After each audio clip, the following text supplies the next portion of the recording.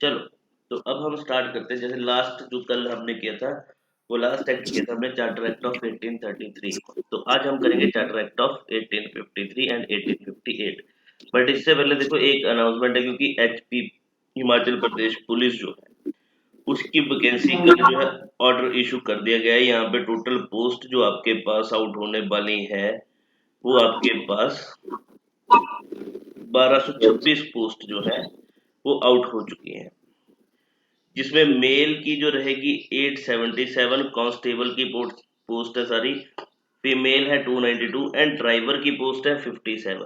ठीक है, तो इसके लिए जो है मैं बैच स्टार्ट कर रहा हूँ 29 मई 2023 से। फुल फ्लैश बैच होगा, जिसमें आपके पास जनरल नॉलेज के साथ साथ quant, reasoning, general science, English, Himachal GK और करंट अफेयर भी करवाए जाएंगे। ठीक है, तो ये जो बैच रहेगा सिर्फ और सिर्फ 3999 में रहेगा। ठीक है, तो जो भी अगर इंटरेस्टेड कैंडिडेट होगा तो वो मेरे को इस नंबर पे कांटेक्ट कर सकता है। चलो, तो ज्यादा वेस्ट नहीं करेंगे टाइम, हम स्टार्ट करते हैं अपना टॉपिक, चार्टर एक्ट ऑफ 1853। अब देखो, मोस्ट प्रोबेबली जितने भी चार्टर एक्ट हमने किए उसमें हमने क्या बोला कि यहाँ पे क्या किया जा रहा था, कंपनी की ट्रेड प्रिविलेजेस को एक्सटेंड किया जा रहा था। राइट, कि कंपनी की जो ट्रेड प्रिविलेजेस थी उनको क्या किया जा रहा था, एक्सटेंड किया जा रहा था। बट इस केस में कंपनी ने चार्टर एक्ट ऑफ 1853 के केस में ट्रेड प्रिविलेजेस को एक्सटेंड नहीं किया गया। राइट, यहाँ पे क्या बोला गया, अब कंपनी को, जो ईस्ट इंडिया कंपनी थी उसको यहाँ पे बोल दिया गया कि अब जो है आप जो इंडियन टेरिटरीज को,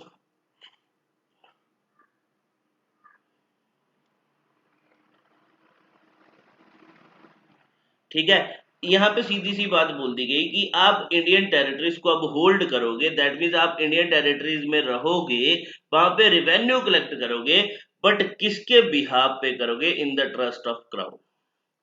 मतलब आप एक क्राउन के रिप्रेजेंटेटिव बन के अब इंडियन टेरिटरीज में क्या करोगे, ट्रेड करोगे, और आपका जो मेन पर्पस होगा यहाँ पे रेवेन्यू कलेक्ट करना होगा। राइट, तो यहाँ पे सीधी सी बात बोल दी कि अब इसके थ्रू, इस एक्ट के थ्रू, दैट मीन्स अब ईस्ट इंडिया कंपनी से क्या ले लिया इन्होंने, जो एडमिनिस्ट्रेशन था। ठीक है, अब एडमिनिस्ट्रेशन जो है वो किसके पास चलेगी, क्राउन के पास चलेगी। राइट, और इसी के बाद जो है कंपनी जो है अब क्या बन चुकी थी, दैट मीन्स अब सिंपल सी बात बोले तो कंपनी जो है अब क्या बन चुकी थी, आपके पास पॉलिटिकल एजेंट ऑफ क्राउन। अब सिर्फ वो एजेंट थी एक किसका, क्राउन का,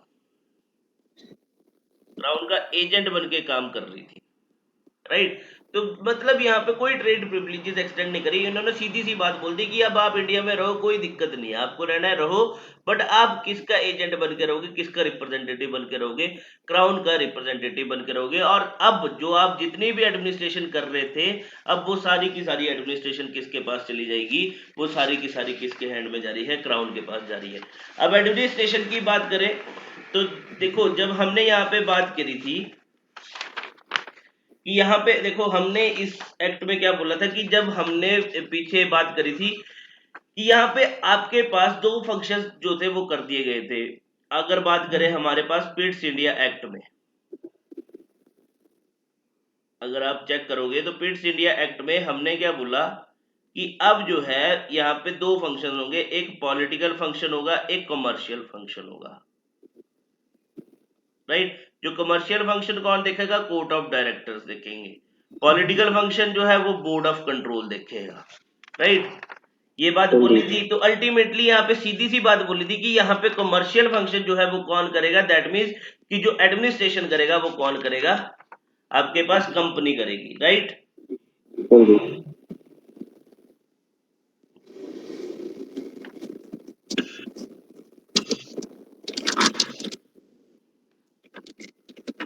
तो देखो अब चलते हैं इसके एक्ट में और क्या बात करिए, चार्टर एक्ट ऑफ 1853। मतलब इसके अंडर बोल दिया गया, ये बात याद रखनी, ये डायरेक्ट क्वेश्चन होता है कि किस एक्ट के अंडर जो है कंपनी जो है पॉलिटिकल एजेंट बन चुकी थी क्राउन की, तो वो आपके पास चार्टर एक्ट ऑफ 1853 थी। इसके बाद क्या किया गया यहाँ पे इस एक्ट के थ्रू, अब क्या कर दिया गया, देखो जब पॉलिटिकल एजेंट बन गया तो अब सेपरेट कर दिए यहाँ पे हमने। देखो पिट्स इंडिया एक्ट में हमने पॉलिटिकल और कमर्शियल फंक्शंस को सेपरेट किया था। अब देखो अब यहाँ पे क्या चेंज किया गया, अब सेपरेशन कर दी गई, किसकी सेपरेशन किसकी होगी, एग्जीक्यूटिव एंड लेजिस्लेटिव फंक्शंस की, एग्जीक्यूटिव एंड लेजिस्लेटिव फंक्शन की। ये जो एग्जीक्यूटिव और लेजिस्लेटिव फंक्शन किसके फंक्शंस की बात कर रहे हैं, जो आपके पास गवर्नर जनरल इन काउंसिल थी, right. Governor general in council के एग्जीक्यूटिव और लेजिस्लेटिव फंक्शन दोनों को क्या कर दिया गया, सेपरेट कर दिया गया। अब ये सेपरेशन क्यों किया गया, क्योंकि हमने पहले बोला कि सिर्फ अब ये क्या करेगी, एडमिनिस्ट्रेशन करेगी, किसके बिहाफ पे करेगी, एडमिनिस्ट्रेटिव कंट्रोल किसके बिहाफ पे करेगी, क्राउन के बिहाफ पे करेगी। तो यहाँ पे देखो, इससे पहले हमने क्या बोला कि गवर्नर जनरल इन काउंसिल कितने मेंबर्स कंप्राइज कर रही थी, टोटल 4 मेंबर्स कंप्राइज कर रही थी, इंक्लूडिंग गवर्नर जनरल, प्लस तीन में से एक जो था आपके पास 2:1 का था, एक जो था वो आपके पास लॉ मेंबर था, जो हमने कल बात करी थी लास्ट लेक्चर में कि लॉ मेंबर लॉर्ड मैकुले जो थे वो इसके मेंबर बने थे, ठीक है, जो लॉ कमीशन में से मेंबर थे, और ये सिर्फ इनका फंक्शन था एडवाइजरी फंक्शन, जो हमने कल बात करी थी, राइट। तो अब देखो, अब इन्होंने जब सेपरेट किया गवर्नर जनरल इन काउंसिल के फंक्शंस को, दैट मींस एग्जीक्यूटिव और लेजिस्लेटिव फंक्शन, तो बोला ये जो आपके पास एग्जीक्यूटिव समझते हो, एग्जीक्यूटिव और लेजिस्लेटिव में क्या डिफरेंस है। लेजिस्लेटिव मतलब जो लॉ मेकिंग बॉडी है, जो law making body, that means जो लॉ बनाएगी। एग्जीक्यूटिव जो यहाँ पे इन लॉज को, रूल्स को, जो भी रूल्स एंड रेगुलेशंस है उसको इंप्लीमेंट करती है एग्जीक्यूटिव ऑर्गन, जिसको हम बोलते हैं। तो यहां पे क्या किया गया, सबसे पहले जो आपके पास ये जो लॉ मेंबर हमने चार्टर एक्ट ऑफ 1833 में इंसर्ट किया था, किसमें ऐड किया था, गवर्नर जनरल इस काउंसिल में, पहले ये परमानेंट मेंबर नहीं था। सबसे पहले यहाँ पे क्या किया गया, इस लॉ मेंबर को क्या बना दिया, परमानेंट मेंबर बना दिया। परमानेंट मेंबर का मतलब क्या हो गया कि अब इसके पास क्या है, आपके पास वोटिंग राइट है। अब इसको कोई स्पेशल इनविटेशन की जरूरत नहीं है जब यहाँ पे मीटिंग होगी। अब ये मीटिंग जो है विदाउट इनविटेशन भी अटेंड कर सकता है, राइट। इससे पहले इसको अगर इनविटेशन करके बुलाते थे, अगर इसको जरूरत थी इसकी, अदरवाइज नहीं, राइट। तो ये चेंजेस आ गए, अब इसके पास वोटिंग राइट भी आ गया। और साथ ही साथ यहाँ पे क्या बोला कि अब ये गवर्नर जनरल एग्जीक्यूटिव काउंसिल जो है ये दोनों फंक्शंस परफॉर्म करेगी, एग्जीक्यूटिव भी करेगी और लेजिस्लेटिव फंक्शन भी परफॉर्म करेगी। बट बोला जब ये legislative function as a law making body जो है काम करेगी, तो मतलब ये 4 बंदे मिलके नहीं काम करेंगे। यहाँ पे बोला तो हम क्या करेंगे, इसके जो है स्ट्रेंथ जो है वो इंक्रीज कर देंगे। दैट मीन्स इसके जो मेंबर जो है उनके नंबर्स को क्या कर दो, इंक्रीज कर दो। अब मेंबर्स कैसे बढ़ेंगे, तो यहाँ पे क्या बोला कि अब यहाँ पे कितने एडिशनल 6 मेंबर जो है वो इंसर्ट किए जाएंगे, किसका पार्ट बनेंगे, गवर्नर जनरल इन काउंसिल, ठीक है। कि दैट मीन जब governor general in council as a legislative organ काम करेगी, एज अ लेजिस्लेटिव बॉडी काम करेगी, तो उसमें ये 4 मेंबर तो थे ही थे, उसके साथ साथ 6 और मेंबर्स ऐड किए गए, राइट। ये बात समझ में आई कि क्या बात कर रहा हूं मैं। हाँ जी सर। अब ये जो 6 मेंबर्स थे ये कौन कौन थे जो यहाँ पे बने, वो आपके पास थे जो चीफ जस्टिस थे कलकत्ता हाई कोर्ट के, प्लस सीनियर मोस्ट जज थे जो सुप्रीम कोर्ट के, मतलब जो कलकत्ता में सीनियर मोस्ट जज जो थे सुप्रीम कोर्ट के, जो सुप्रीम कोर्ट हमने एस्टेब्लिश किया था इन 1774 में कलकत्ता में, राइट। हाँ एंड जी। यहाँ पे प्लस 4 रिप्रेजेंटेटिव थे, कहां से,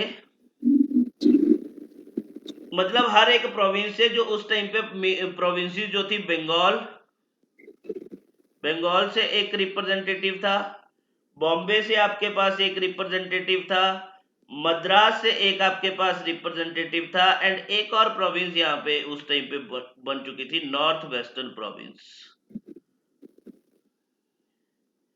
ये जो आपके पास आगरा वाला यूपी वाला रीजन था, बाद में इसको जो है नॉर्थ वेस्टर्न प्रोविंस जो है नाम दिया गया था, राइट।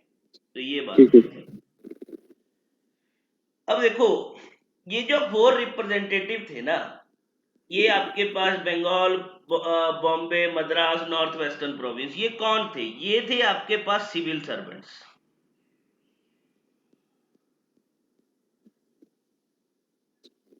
ठीक है, सिविल सर्वेंट थे।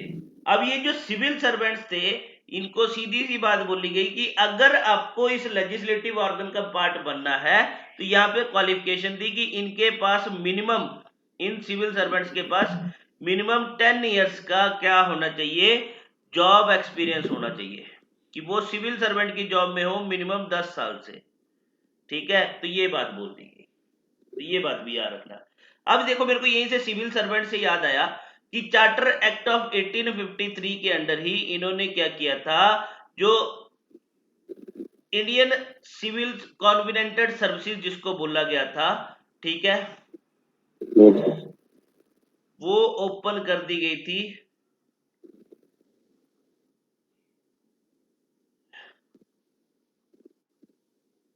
बट ओपन टू इंडियंस, मतलब इंडियंस के लिए भी इनको अलाउ कर दिया गया था। ठीक है, तो ये बात याद रखना। ठीक है, ये बात क्लियर हुई? हाँ जी सर। हाँ, तो अब देखो यहां पे क्या हुआ, एक तो एग्जीक्यूटिव फंक्शन कौन परफॉर्म कर रहा है? Governor general in council. जो गवर्नर जनरल इन काउंसिल थी और एग्जीक्यूटिव काउंसिल थी, वही क्या कर रही है आपके पास? एग्जीक्यूटिव फंक्शन परफॉर्म कर रही है। लेजिस्लेटिव फंक्शन के लिए बोला गया कि गवर्नर जनरल इन काउंसिल की स्ट्रेंथ को हम एक्सटेंड कर देंगे, जिसमें एडिशनल 6 मेंबर्स जो है ऐड किए गए।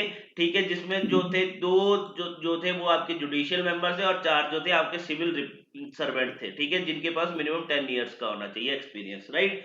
तो अब देखो जब ये लेजिस्लेटिव फंक्शंस की बात कर दी, तो हम बोल सकते हैं कि by the charter act of 1853 यहां पे क्या किया गया था? सेंट्रल लेजिस्लेटिव सिस्टम जो है वो फॉर्म किया गया था इंडिया में। The central legislative system was formed. अब इंडिया में सेंट्रल लेजिस्लेटिव सिस्टम जो है वो फॉर्म किया गया। और यहाँ पे देखो ये जो एज अ लेजिस्लेटिव बॉडी, जब ये लेजिस्लेटिव ऑर्गन काम कर रही थी, तो इसको क्या नाम दिया गया? इंडियन और सेंट्रल लेजिस्लेटिव काउंसिल। ठीक है, इंडियन और सेंट्रल लेजिस्लेटिव काउंसिल। अब एक बात याद रखना, देखो जब हमने यहाँ पे बात करी ना कि यहाँ पे देखो लेजिस्लेटिव काउंसिल बात करी, गवर्नर जनरल काउंसिल के मेंबर्स कहां से थे? आपके पास सारे ब्रिटिशर थे।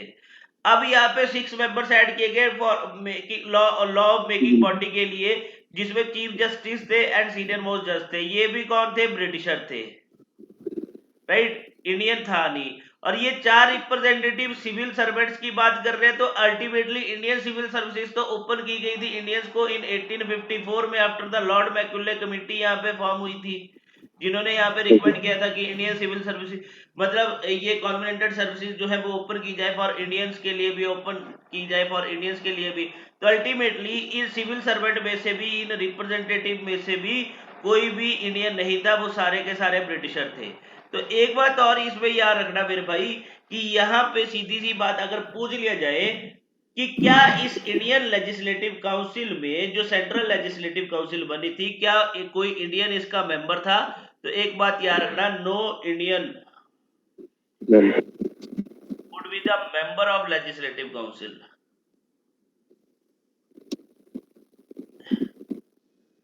देखो समटाइम क्या होता है, इन्होंने ऑप्शन में ऐसे क्वेश्चन पूछ लिए होता है, आपको पता होता है, बस घुमा के इन्होंने पूछा होता है। ठीक है, तो इसका जो है कोई भी लेजिस्लेटिव काउंसिल का मेंबर नहीं था इंडियन। ठीक है, अब देखो ये जो इंडियन लेजिस्लेटिव काउंसिल थी, इसको एक और नाम दिया गया। इसको एक और नाम क्या दिया गया? इसको बोला गया मिनी पार्लियामेंट। अब मिनी पार्लियामेंट क्यों बोला गया? क्योंकि अब इसने क्या करना स्टार्ट किया, इसने जो है अपनी फंक्शनिंग जो है वो सेम लाइन पे करना स्टार्ट करी जैसे ब्रिटेन की पार्लियामेंट करती थी। दैट मीन्स कि ये भी क्या करना स्टार्ट किया, इन्होंने यहाँ पे क्वेश्चन जो है वो पूछना स्टार्ट किए। ठीक है, आपने बिजनेस जो कंडक्ट किए, कौन सी लाइन पे किया? ब्रिटिश पार्लियामेंट के लाइन पे किए। दैट मीन्स अब ये क्या करते थे, यहाँ पे क्वेश्चंस पूछते थे, पॉलिसी को डिस्कस करते थे, ठीक है। अब इवन क्रिटिसाइज करते थे गवर्नमेंट को, ठीक है, कि जो गवर्नमेंट होती थी उसको क्रिटिसाइज करना। तो ये सारे फंक्शन जो थे ये परफॉर्म करते थे, जिसकी वजह से इसको नाम दे दिया गया मिनी पार्लियामेंट, ठीक है।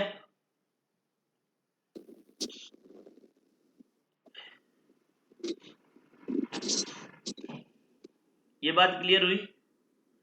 हाँ जी सर। बट यहाँ पे एक बात याद रखना कि जो बिट्टो पावर जो थी इस केस में, वो बिट्टो पावर किसके पास रही? बिट्टो पावर जो रिटेन की गई to governor general in council के पास,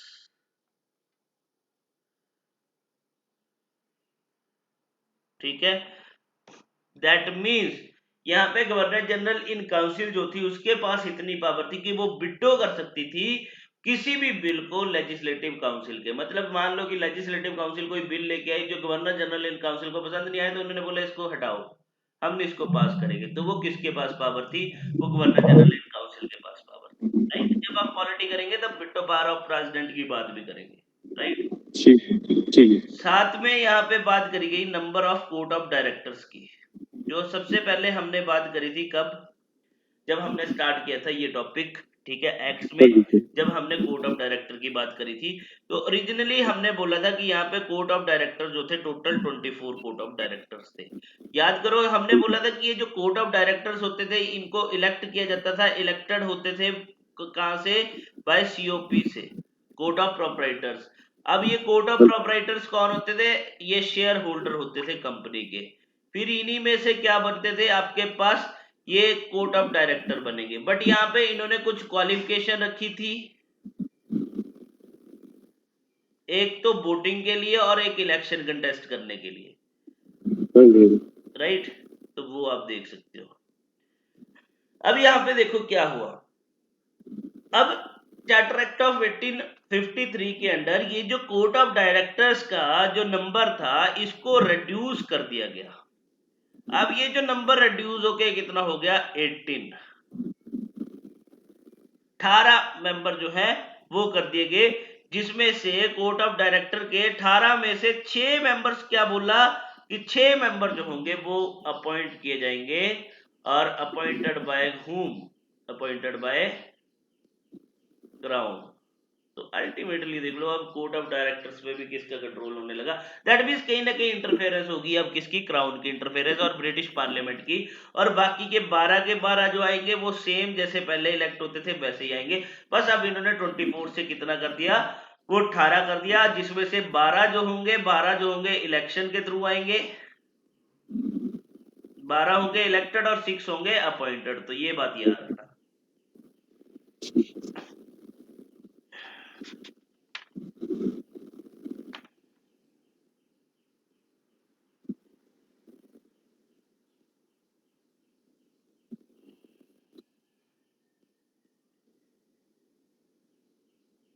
हाँ, अब इसी एक्ट के अंदर 1853 के एक्ट के अंदर यहाँ पे कोर्ट ऑफ डायरेक्टर जो थे इनको क्या कर दिया गया? एम्पावर कर दिया गया। मतलब कोर्ट ऑफ डायरेक्टर्स को एक पावर दे दी कि वो क्या कर सकते हैं? क्रिएट कर सकते हैं। क्या क्रिएट कर सकते हैं? न्यू प्रेसिडेंसी जो है वो क्रिएट कर सकते हैं और अल्टर कर सकते हैं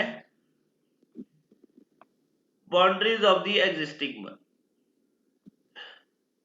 मतलब न्यू प्रेसिडेंसी क्रिएट भी कर सकते हैं और अगर कोई एग्जिस्टिंग प्रेसिडेंसी है उसको क्या कर सकते हैं? उसकी बाउंड्री को अल्टर भी कर सकते हैं, राइट। तो ये किसको किसको दे दी? कोर्ट ऑफ डायरेक्टर्स को पावर दे दी, राइट। तो यहाँ पे इसी पावर को यूज करते हुए यहाँ पे क्या किया गया था?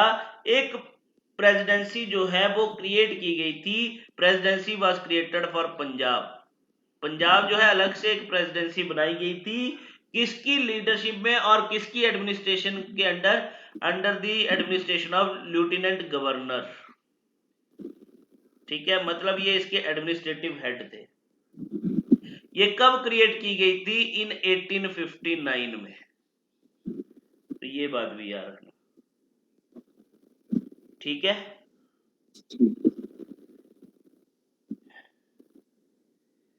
चलो अब चलते हैं, देखो इसके बाद 1853 जो कल हम टॉपिक करेंगे, फिर आपके पास आएगा एक ईयर 1857, जहां पे आपको एक रिवोल्ट देखने को मिलेगा,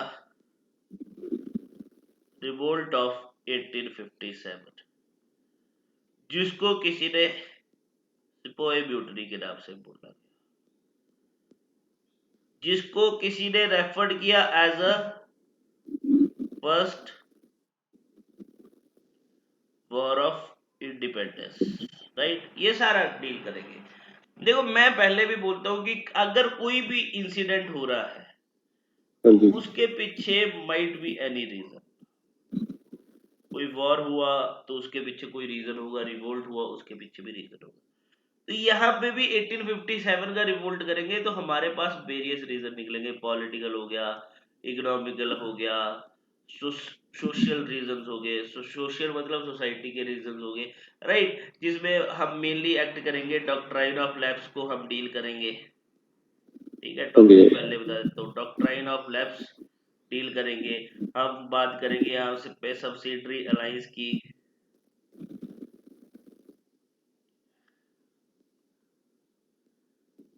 यहाँ पे बात करेंगे गवर्नमेंट सर्विसेज एनलिस्टमेंट एक्ट। हाँ, अब देखो ना, एक एक्ट से मेरे को एक और बात ध्यान आई। देखो जब हमने बात करी थी ना कल, जब बात करी थी 1833 में, हाँ जी मेरे सर, को ध्यान नहीं है कि बताया था कि नहीं बताया था, बट अभी ध्यान आया तो चलो कर लेते हैं। 1833 से पहले, 1833 में हमने क्या बोला कि जो गवर्नर जनरल ऑफ बंगाल था उसकी डेजिग्नेशन अब हमने चेंज कर दी, क्या, बंगाल से हिंदी, इंडिया कर दी। दैट मीन्स अब उसके पास फुल एडमिनिस्ट्रेटिव अथॉरिटी आ गई। तो यहाँ पे क्या हाँ हो जी, गया कि अब इनके पास जो गवर्नर जनरल इन काउंसिल थी, इनके पास पूरी पावर थी कि ये क्या कर सकते हैं, अब बॉम्बे और मद्रास के लिए भी क्या कर सकते हैं, एक्ट बना सकते हैं, right. That mean central legislative system की बात करी।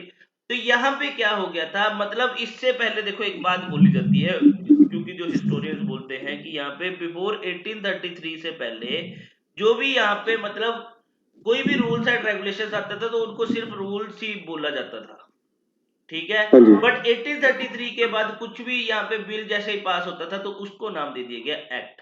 तो ये भी बोला जाता है कि एक्ट जो है जनरली 1833 के बाद ही हुआ। और इस 1833 के एक्ट को सेंट हेलेना नाम से भी जाना जाता है, Saint Helena act. Saint Helena एक दैट मींस आइलैंड है, जो वहां क्या किया गया था, ईस्ट इंडिया कंपनी से क्राउन में, सॉरी क्राउन से जो है ईस्ट इंडिया कंपनी को ट्रांसफर कर दिया गया था, तो इसलिए इसको सेंट हेलेना एक्ट के नाम से भी जाना जाता है। तो ये कुछ चीजें ऐड कर लेना। ये गवर्नमेंट सर्विस एनलिस्टमेंट एक्ट आया। फिर इसका जो मेन रीजन था और इमीडिएट कॉज जो था आपके पास 1857 के रिवोल्ट का, वो था इंट्रोडक्शन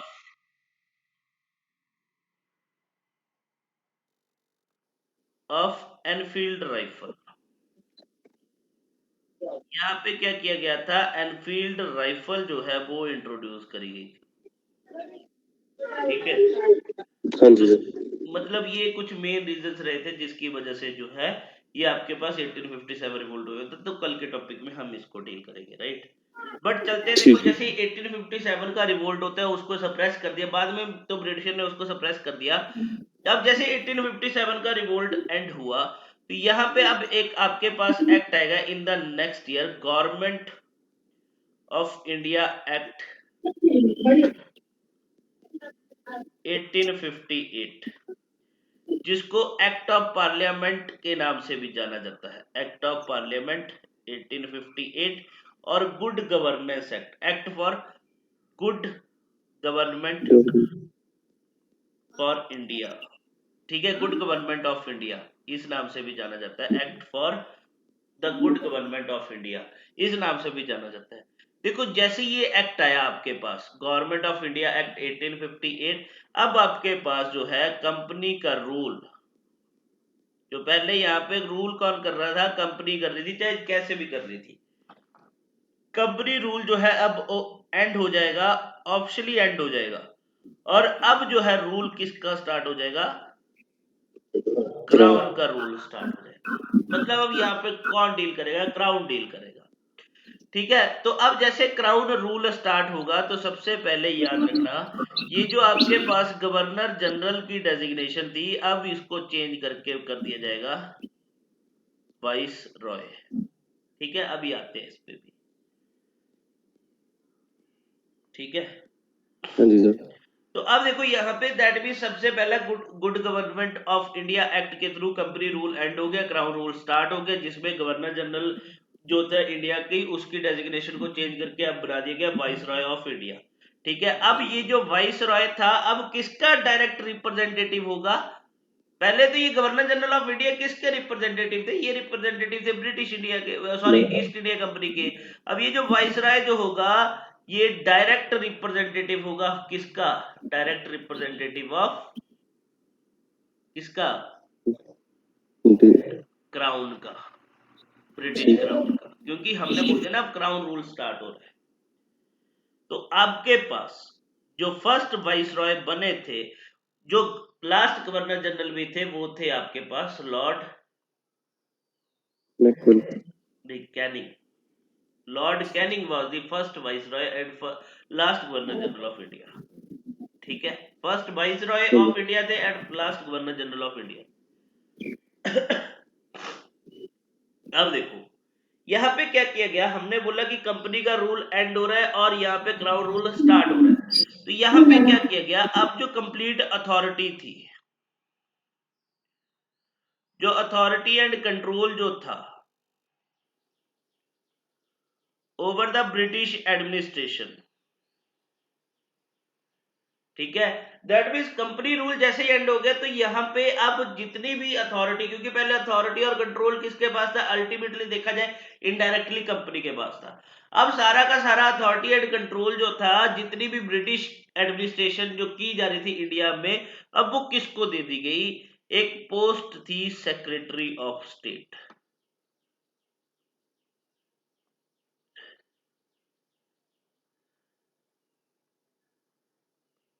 सेक्रेटरी ऑफ स्टेट को ट्रांसफर कर दी गई।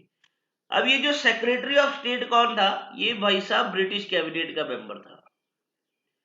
जो ब्रिटिश कैबिनेट मतलब वहां पे ब्रिटिश में जो सरकार बनी थी, उसी का एक मेंबर था, जिसको सेक्रेटरी ऑफ स्टेट की डेजिग्नेशन दी गई। तो अल्टीमेटली अब क्या हुआ, आपके पास ये जो आपके पास पोस्ट थी, court of directors and board of control, ठीक है, COD and BOC, board of control and court of directors, अब ये क्या कर दिए गए, ये दोनों की दोनों पोस्ट अबॉलिश कर दी गई।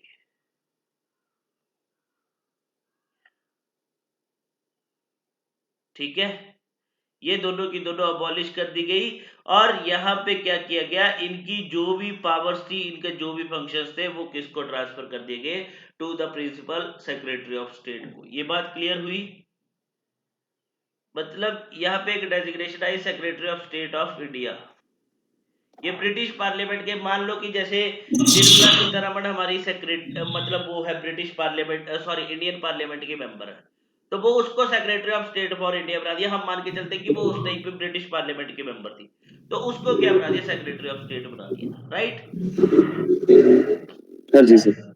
अब देखो यहाँ पे क्या बोला कि ये जो सेक्रेटरी ऑफ स्टेट है, ये अकेले फंक्शन नहीं करेगा, क्योंकि इनको असिस्ट करने के लिए इन्होंने क्या बोला कि यहाँ पे क्या बनाई जाएगी, एक एग्जीक्यूटिव काउंसिल जो है वो कॉन्स्टिट्यूट की जाएगी। जैसे गवर्नर जनरल की एग्जीक्यूटिव काउंसिल थी, वैसे बोला सेक्रेटरी ऑफ स्टेट के लिए एक एग्जीक्यूटिव काउंसिल जो है वो कॉन्स्टिट्यूट की जाएगी, जिसका मेन फंक्शन क्या होगा, जो एड एंड एडवाइस करेगी किसको, सेक्रेटरी ऑफ स्टेट को। ठीक है, और बोला ये जो एग्जीक्यूटिव काउंसिल होगी, इसके कितने मेंबर्स होंगे, टोटल 15 मेंबर्स होंगे, राइट। अब ये हाँ जो जी सर। 15 मेंबर्स होंगे, अब इसमें भी 8:7 8:7 की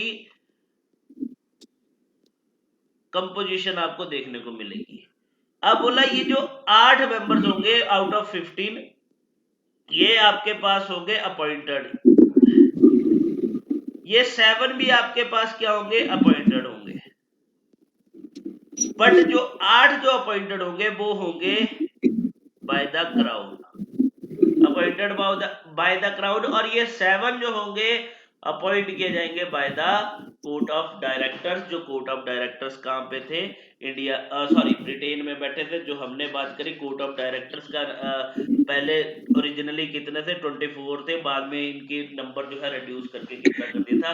18 कर दिया था। अब उन 18 में से 7 अपॉइंट किए जाएंगे by the court of, sorry, जो यहाँ पे इंडिया में जो एग्जीक्यूटिव काउंसिल बनेगी 15 मेंबर्स की सेक्रेटरी ऑफ स्टेट के लिए, जिसमें से 7 जो है अपॉइंट करेंगे सीओडी और 8 जो है अपॉइंट किए जाएंगे बाय द क्राउन। ठीक है, ये बात क्लियर? हाँ जी, हाँ जी, हाँ, तो देखो यहाँ पे जो बोला गया कि ये जो सेक्रेटरी ऑफ स्टेट है, ये जो गवर्न करेगा इंडिया को, वो किसके नाम पे करेगा? In the name of the crown के नाम पे गवर्न करेगा। वहीं पे अगर बात करें तो मैंने क्या बोला कि ये ब्रिटिश कैबिनेट का मेंबर है। तो अल्टीमेटली ये जो अपने फंक्शनिंग के लिए रिस्पॉन्सिबल जो होगा, वो कहाँ पे रिस्पॉन्सिबल होगा? टू ब्रिटिश पार्लियामेंट के लिए रिस्पॉन्सिबल होगा। देखो एक और इसका मैं बताता हूँ। यहाँ पे देखो, अब एक जो पोस्ट थी, क्योंकि इसकी जो सेक्रेटरी ऑफ स्टेट जो था, ये क्या था? ब्रिटिश कैबिनेट का मेंबर था। तो अल्टीमेटली इसकी जो सीट थी वो कहां पे थी? लंदन में थी। ये बैठता लंदन में था, बट वहीं से मैनेज करता था, राइट। और यहाँ पे जो वाइस रॉय था इंडिया में, जो वाइस रॉय भाई साहब थे इंडिया में, वो इसके सब ऑर्डिनेट काम करते थे। वो इसके क्या करते थे? एज अ सब ऑर्डिनेट जो है इंडिया में काम करता था। ठीक है, तो ये बात याद रखना। अब देखो, एक आपने नाम सुना होगा, मोन्टैग, चलो मोन्टैग वाला तो नहीं सुना होगा, बट मॉर्ले मिंटो रिफॉर्म आपने सुना होगा। मॉर्ले मिंटो रिफॉर्म्स करेंगे, नहीं तो हम भी करेंगे। 1909 में आया था ये। जैसे ये एक्ट कर रहे हैं ना, चार्टर एक्ट वगैरह, वैसे गवर्नमेंट ऑफ इंडिया एक्ट 1909 आया था, जिसको मॉर्ले मिंटो रिफॉर्म के नाम से भी जाना जाता है। तो ये जो मॉर्ले भाई साहब थे ना, ये थे आपके पास सेक्रेटरी ऑफ स्टेट, और ये जो मिंटो भाई साहब थे, ये थे वाइस रॉय उस टाइम पे, राइट। तो ये सेक्रेटरी ऑफ स्टेट याद रखना, ये ब्रिटिश पार्लियामेंट के मेंबर थे। तो अल्टीमेटली किसको रिप्रेजेंट करेंगे? ब्रिटिश कैबिनेट के मेंबर थे, तो अल्टीमेटली रिस्पॉन्सिबल होंगे टू ब्रिटिश पार्लियामेंट को। ठीक है, और वाइस रॉय जो था, ये सब ऑर्डिनेट था इंडिया में एज किसका? सेक्रेटरी ऑफ स्टेट का। बट यहाँ पे जो डील किया जा रहा था, जो रूल किया जा रहा था, अंडर किसके रूल, किसके नाम पे किया जा रहा था? क्राउन के नाम पे रूल किया जा रहा था, राइट। ये बात क्लियर? हाँ जी, तो देखो यहाँ पे जैसे ये एक्ट आया, इस एक्ट के बाद यहाँ पे क्या किया गया? एक प्रोक्लामेशन हुई, जिसको बोला जाता है queen Victoria proclamation. Queen Victoria proclamation और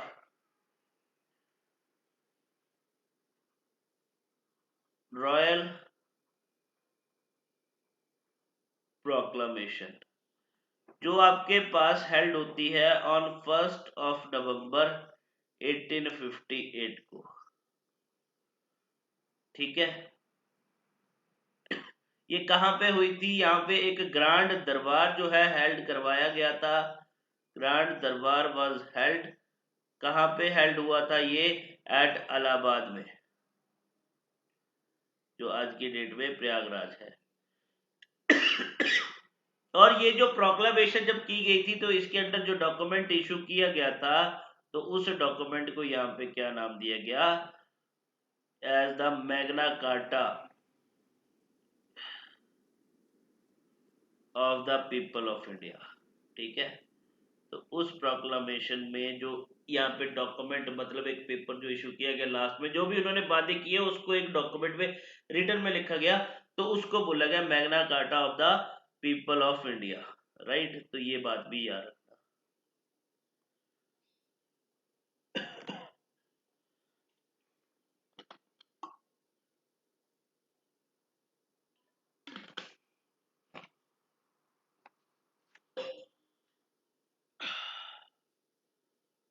ठीक है,